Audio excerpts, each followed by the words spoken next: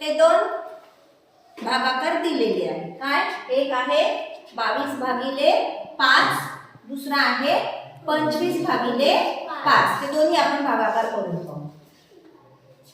सांगा काय होईल? 22 आहे म्हणजे 5 5 चौक 20 उरले 2. ठीक आहे. आता हा भागाकार करू. 5 1 5 5 चौक 20 हा 5 5 25. बघा दोन्ही भागाकार केले आपण. 5 नेच भागलेला आहे. 22 ला 5 ने भागलाय, 25 ला 5 ने भागला आहे. हा तुम्हाला माहिती आहे या सगळ्याला काय म्हणतात? 22 ला काय म्हणतात रे? काय म्हणतात? काय म्हणतात? भाज्य. 22 ला काय म्हणतात? भाज्य. भाजक. येणाऱ्याला म्हणतात भागाकार. आणि खाली उरते त्याला काय म्हणतात? बाकी.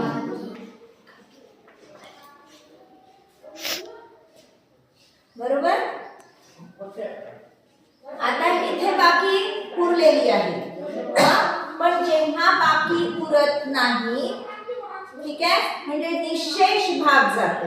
बाकी काही उरली नाही म्हणजेच काय? निशेष भाग जातो. तेव्हा त्या संख्येला काय म्हणावं लागेल आपल्याला? या भाज्याचा होतो विभाज्य, याचा होतो भाजक, विभाजक.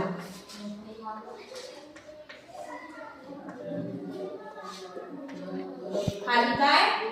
0. जेव्हा खाली 0 उरतो तेव्हा या भाज्याचा होतो विभाज्य, भाजकाचा होतो विभाजक. ठीक आहे. काय होत असतो? म्हणा ना, भाज्याचा विभाज्य, भाजकचा विभाजक. म्हणजे इथे हा 22 हा फक्त 5 चा काय आहे? भाज्य आहे. पण 25 हा 5 चा काय आहे?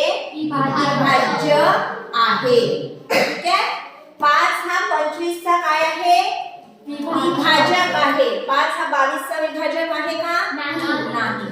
5 हा 25 चा विभाजक आहे. विभाजक आहे. काय आहे?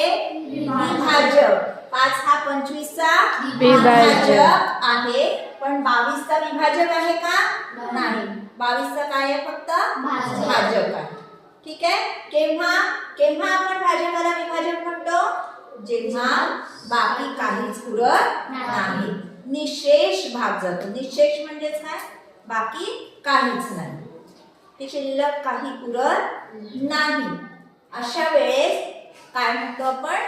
विभाज्य आणि विभाजक असं म्हणत असतो आपण संख्यांना. समजा आता इथे 4 घेतले, इथे 20 घेतले. 4 पंचे 20. आता ह्याला आपण भाजक म्हणू का? काय म्हणू आता? 4 ला 20 चा विभाजक म्हणू. पण आता इथे समजा 2 घेतले तर आपण ह्याला विभाजक म्हणू शकतो का? काय उरलं इथे?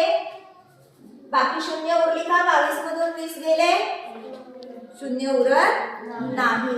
अशा वेळेस ह्याला आपण विभाजक म्हणू शकत नाही. पण जेव्हा 20 असेल तेव्हा काय म्हणू आपण? 4 हा 20 चा विभाजक आहे. 20 हा 4 चा विभाज्य आहे. आता हे लिहायचं कसं? कोणता विभाज्य आणि कोणता विभाजक हे तुम्ही एकदम चांगलं लक्षात ठेवा.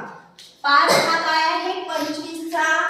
5 हा 25 चा विभाजक आहे. काय आहे?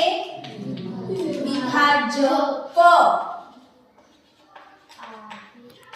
ठीक आहे. याच्याकडे लक्ष द्या. इकडे 5 हा 25 चा विभाजक आणि 25 हा 5 चा काय आहे? विभाज्य. हा इथे गोंधळ करायचा नाही. समजलं? 5 हा 25 चा विभाजक हा आणि 25 हा 5 चा विभाज्य.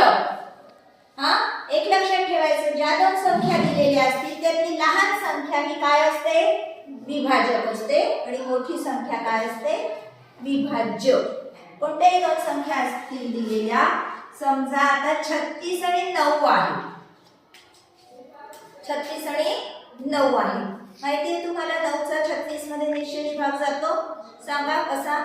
9 चौक 36, 9 चौक 36. आता ही वाक्य आपण अशी कशी लिहिणार, 9 हा 36 चा काय आहे, विभाजक आहे. ठीक आहे.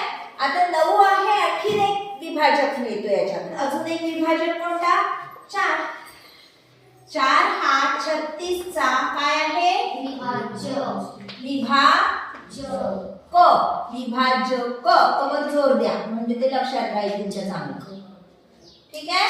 आणि मोठी संख्या कोणती, 9 आणि 36 मधली 36. मग 36 हा काय आहे, 9चा विभाज्य.